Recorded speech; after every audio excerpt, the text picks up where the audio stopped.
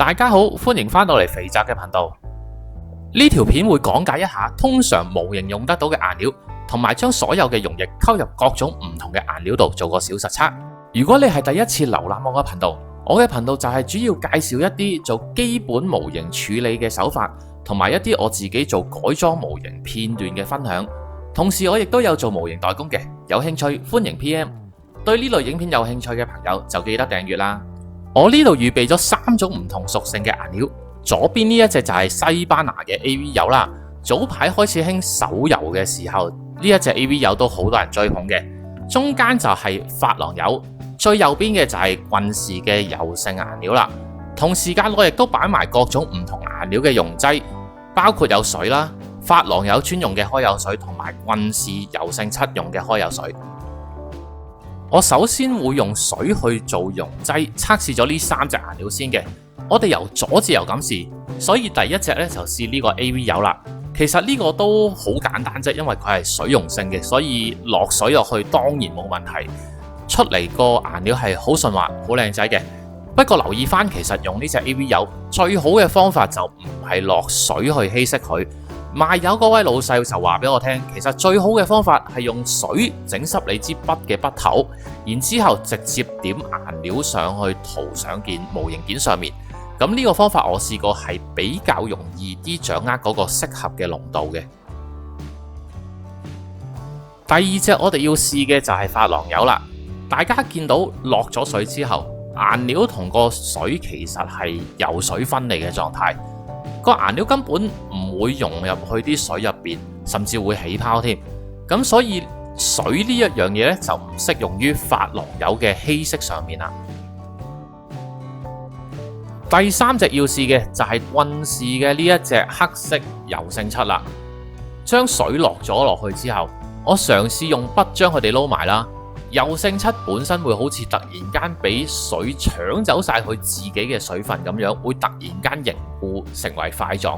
你睇下我支筆上面呢，直頭有啲好似水嘅凝固物定咗喺度咁樣，所以證實水對油性漆亦都係做唔到一個稀釋或者係溶解嘅效果，反而係有一種反效果嘅存在。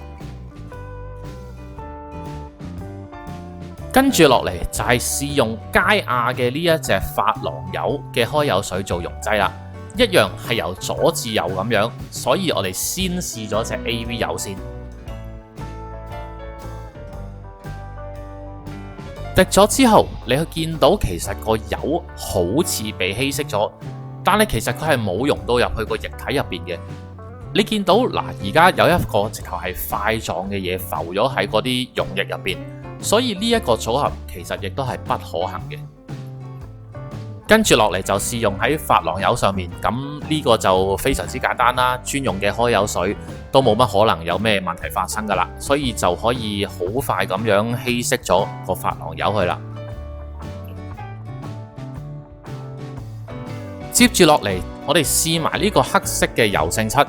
滴咗幾滴珐琅油嘅開油水上去之後，其實佢係冇一個稀釋嘅效果喺度嘅。你見到佢個溶劑本身係完全一絲嘅黑色都冇散出嚟，所以其實呢個組合亦都係不可行。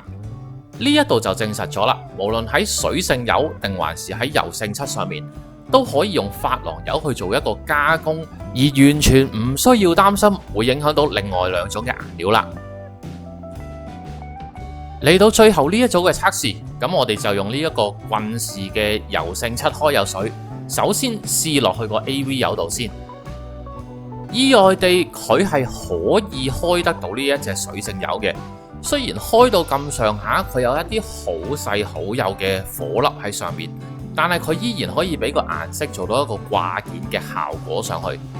我就曾經聽聞說，只要你係用油性嘅開油水去開油嘅話，水性漆一樣可以變油性。呢個實驗就可以某程度去證明到呢一樣操作係可行嘅。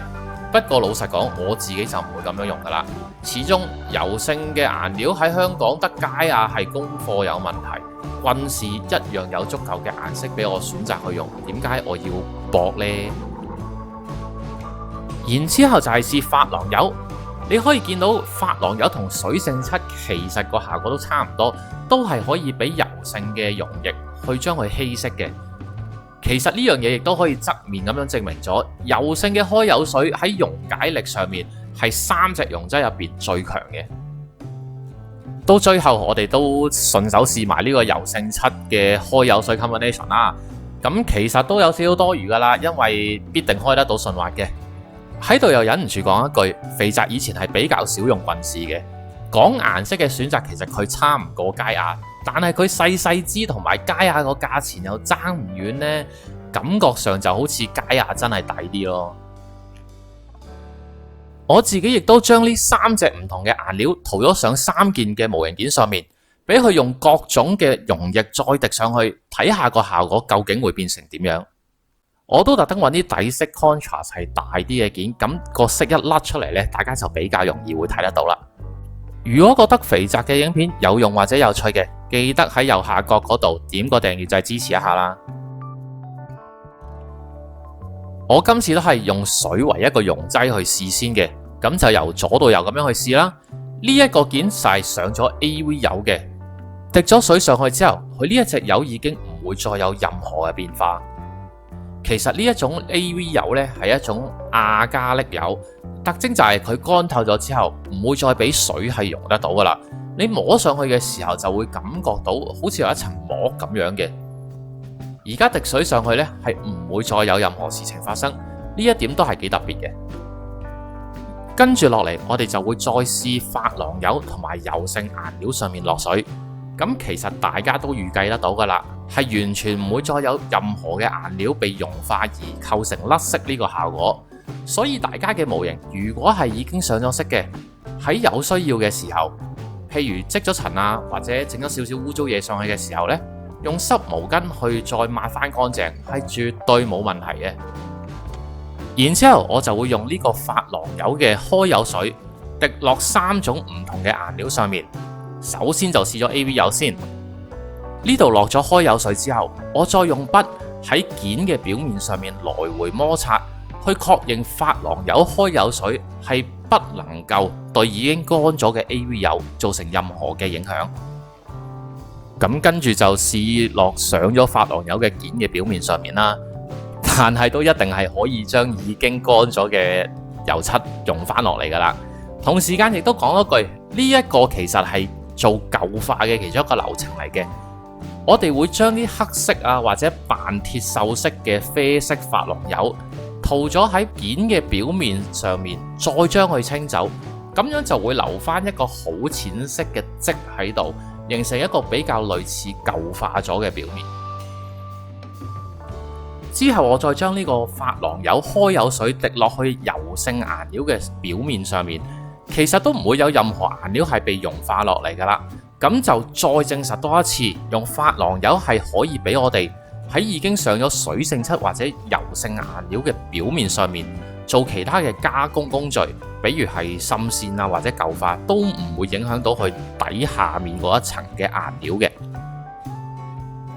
到最後啦，我會用柔性顏料嘅開油水滴上去唔同嘅顏料上面。第一個要試嘅就係 AV 油啦，滴咗啲開油水上去，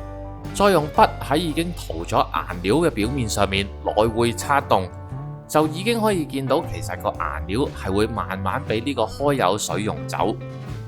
見到啲色都黐咗喺支筆上面噶啦。所以雖然呢一隻亞加力油乾咗之後係唔會俾水溶到，但係一樣會俾柔性用嘅開油水稀釋咗出嚟嘅。跟住落嚟就係試珐琅油啦。有咗上次嘅經驗，其實我哋都可以預計得到，珐琅油嘅色亦都一樣會俾呢個柔性用嘅開油水去稀釋溶解咗落嚟嘅。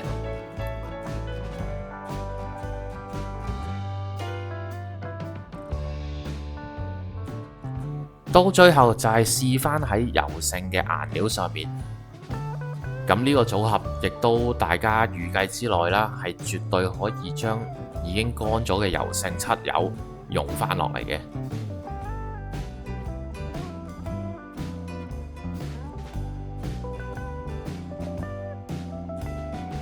做咗以上嘅小測試，咁我哋就會得知，其實個結論就係柔性嘅開油水係可以稀釋到我哋絕大部分時間喺模型上面用得到嘅顏料，